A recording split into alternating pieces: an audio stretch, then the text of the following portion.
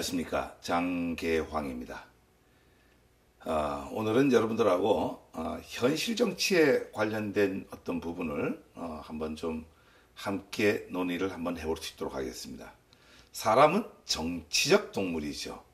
사실 저는 주변에서 가족들도 그렇고 가급적이면 역사 문제나 영토 문제를 갖고만 다루지 현실 정치에 개입하지 말라고 하는 어떤 당부를 좀 많이 듣는 편입니다. 주변 지인들로부터도 그러고 또 특히 가족들로부터 이제 많은 그런 얘기를 듣는데, 아마 제가 사회 활동을 하는데 때로는 우리 사회가 늘 그 이념과 사상의 검증을 받고 거기에 의해서 어떤 좀 우리 잘못된 어떤 문화가 전파되다 보니까 늘 진보학자로서 빨갱이나 이런 어떤 얘기를 듣다 보니까 우려해서 저를 또 보호하는 의미에서 그런 얘기를 하지 않나 생각합니다. 그 정도로 우리 사회가 어떤 이 정치라고 하는 문제에 대해서는 어둡고 때로는 후진성을 면치 못하고 있다, 이렇게 볼 수 있습니다.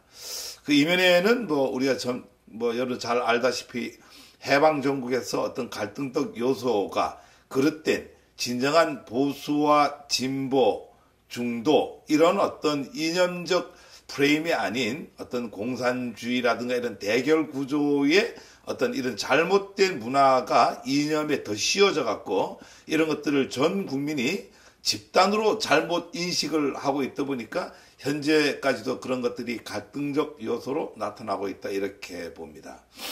상당히 늦은 감이 있지만은 지금 우리가 여당이 180석을 얻고 야당이 참패를 당한 이 부분을 우리는 상당히 깊게 인식을 할 필요가 있습니다. 과연 여당이 180석을 얻을 만한 어떤 자격이 있어 얻었는가? 그렇다고 하면 야당은 왜 전멸을 했던가라고 하는 어떤 이 부분을 우리는 깊이 생각을 해야 됩니다. 때로는 이런 것들이 지역주의로 이렇게 나타나는 현상으로 많이 일부 사람들이 보고 있는데, 이런 것들을 결국 지역주의로 봐서는 안 된다라고 하는 부분입니다. 여러분들이 때로는 여당의 호남이 싹쓸이를 더불어민주당에 줬다, 이렇게 얘기를 하는데 그건 잘못된 인식입니다.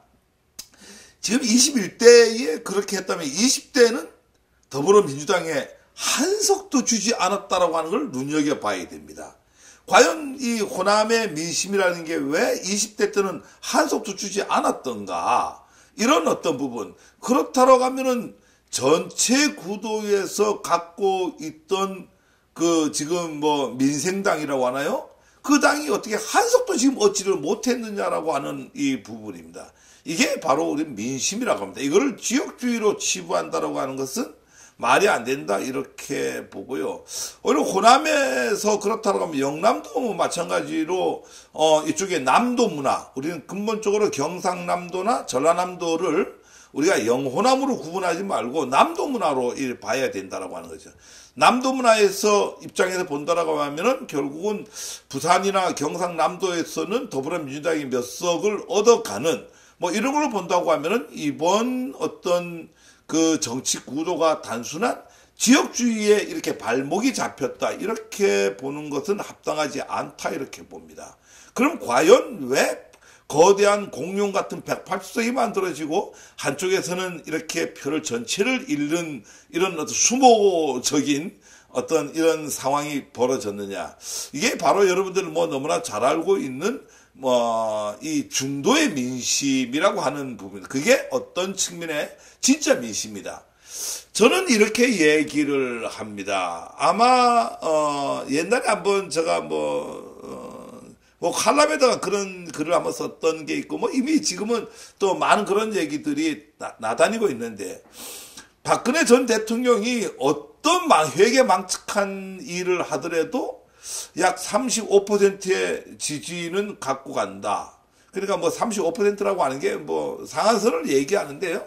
약 25%에서 35% 그 사이의 지지는 갖고 간다. 그 사람들은 이 이념이라고 하는 이 프레임 속에서, 즉 국가주의나 민족주의는 없는 거죠. 오로지 이념에만 잡혀 있다 보니까 옳고 그르고 정의 불우를 따지는 게 아니고 그냥 오로지 이념의 그 어떤 프레임 속에서만 작동을 하는 인간 유형입니다.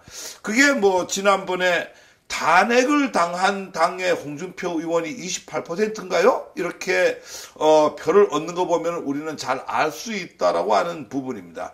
뭐 이 진보 쪽도 마찬가지입니다. 뭐 엄청 잘못을 저지르고 하더라도 약 한 25%에서 약 30% 정도의 그 어떤 이념의 프레임 속에 갇혀서 사는 사람들은 정의와 불의를 보는 게 아니고 민족과 국가의 발전을 보는 게 아니고 그 어떤 이념의 그 우리가 이제 뭐 진영 논리다 이렇게 얘기하는데 그 자기 진영 논리에 갇혀서 표가 있다라고 하는 거죠.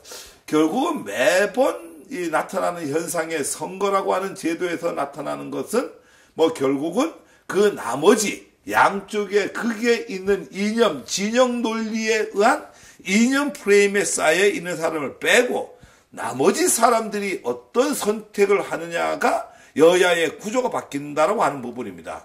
그렇다고 하면 과연 이번에는 그 나머지 사람들이 어떤 이슈를 통해서 선택을 하였는가 이 부분은 되게 중요한 부분입니다. 저는 이 부분을 두 가지로 분석을 합니다. 첫 번째로는 대구에 있는 권영진 시장을 눈여겨봐야 됩니다. 즉 우리가 코로나가 31번 환자에 의해서 대구에서 집중적으로 이렇게 발생이 되고 그쪽 지역이 우리가 전 국가가 제가 광화문 광장에 나갔더니까 옛날 정부 청사 자리에 뭐라 써 있나니까 힘내라 대구 경북 이렇게 써 있습니다. 전 국민이 대구 경북 문제를 안타까워하고 권영진 시장은 정부를 떠나서 여와 야까지 다니면서 머리를 쪼아려가면서 어떤 그 재난기금을 확보를 하려고 노력을 했습니다. 그때까지만 해도 상당히 멋있었죠. 자기 지역의 단체장으로서 지방정부의 장으로서 진짜 확실한 자기 의사표현과 어떤 그 정치행위를 제대로 했다고 봅니다. 문제는 그 이후에 일어났죠.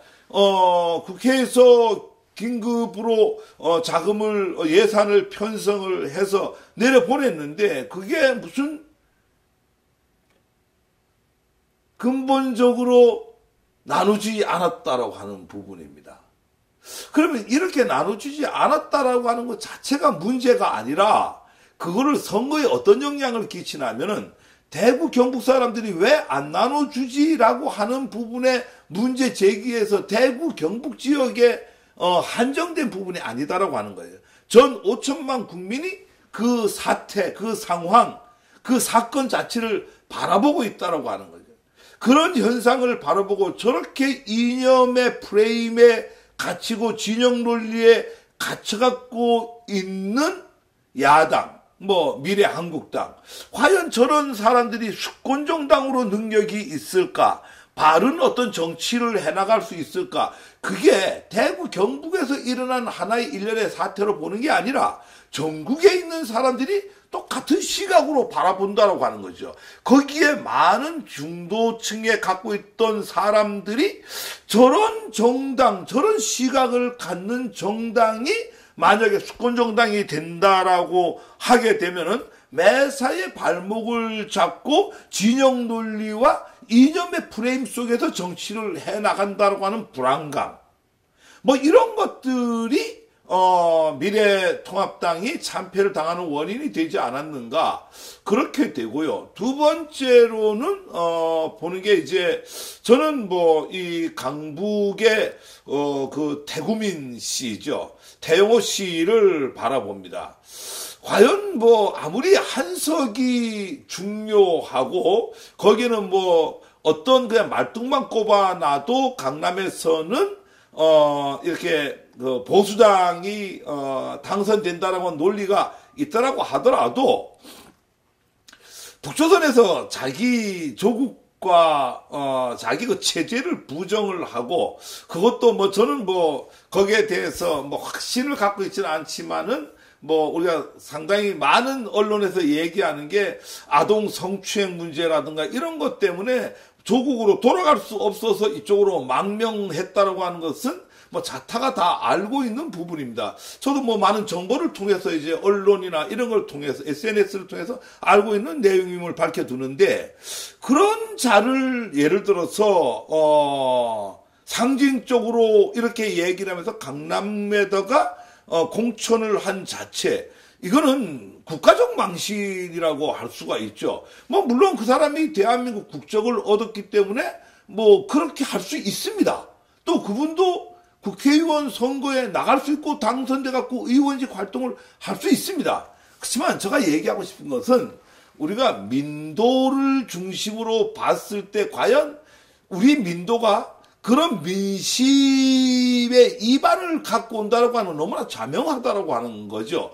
우리가 이제 뭐 그쪽에 선대위원장을 했던 분 김종인 위원장도 그런 얘기했죠. 이거는 국가적 망신이다, 이렇게 얘기했는데, 그게 강남에서 한석은 얻을 수 있을지 몰라도 전국에서 보는 그 진영 논리 사람들은 박수를 치고 환영을 할지 몰라도, 반대 진영과 반대 어떤 이념의 프레임을 갖고 있는 사람과 중도층에서 관망하는 사람들 입장에서 봤을 때 그런 어떤 시각이 어떤 시각으로 비춰졌느냐라고 하는 부분입니다. 결국은 그 한석은 얻을지 몰라도 중도층은 이렇게 민심 이반을 갖고 오는 이런 사건이 아니었겠는가. 그 이외에 뭐 여러분들 너무나 잘 알고 있는 민경욱이라든가 이런 분들에 대한 황교안 전 대표의 어떤 그 공천에 관련된 갈등 문제, 이런 것들이 전반적인 참패를 갖고 왔다. 자, 저는 오늘 여기서 여러분들하고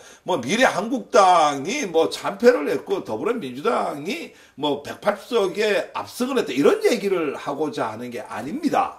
오늘 제가 여러분들하고 얘기를 하고자 하는 것은 민심이라고 하는 부분입니다. 이 민심을 때로는 우리는 오판을 할 수 있는 게, 진영 논리에 갇혀 있으면은 민심은 오판할 수밖에 없습니다. 태극기 부대 속에 들어가서 같이 태극기를 흔들면은 다른 목소리는 들리지 않는다라고 하는 얘기입니다. 마찬가지입니다. 이 촛불 집회에 가서 그 속에서 같이 함께 촛불을 들게 된다라고 하면은 다른 목소리가 들리지 않습니다. 정치인 여러분, 여러분들은 대의민주정치를 하는 국가의 대의기관입니다.